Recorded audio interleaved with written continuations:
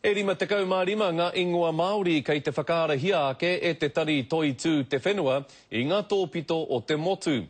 Ko te nuinga o aua ingoa hei tā rātou he ingoa tawhito. I ahu mai rā I ngā iwi taketake o aua takiwā.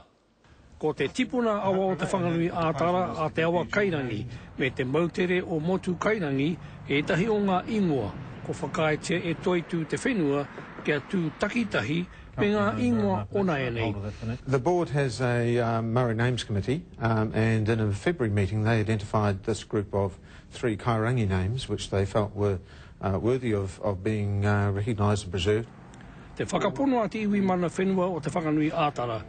Ko ēne ingoa, ia huke mai ngā iwi noa muanoa tui a rātau, pēra ia ngā itara me ngā tiira. Ko motu kairangi ka koe pēnā o ki te tikanga.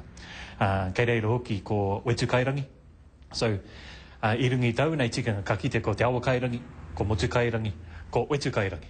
Tā tēnā mai te tiroanga, te tiro iho ki te wenua, o te au kainga I taua nei wā, I te wā o ngā mātua tīpuna. I reira Ngāti Ira kaipūtai I motu kairangi. Hei ngā wiki heke mai nei, hei tā te tari toi tū te whenua, ka tukuna atu e rātau ngā rāringi ingoa 55 ki te motu whānui, mō ngā marama e toru. A muri mai o tērā ka whakahoke mai ki te whare pāremata. People have that 3-month period to comment to the board. There's an online form that they can make comments on. Then the board will consider the proposals at its next meeting, which is likely to be around March or April next year.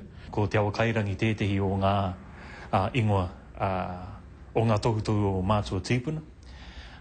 O ti rā I ahu mai I mui te haere o Taranaki whānui ki te upoko o Teika. Ko te wawata toi tū te whenua, mena ka tautokotia ngā ingoa e te motu me te kāwanatanga, ka ture a te tauhou. Joe Glenn, Te Karere.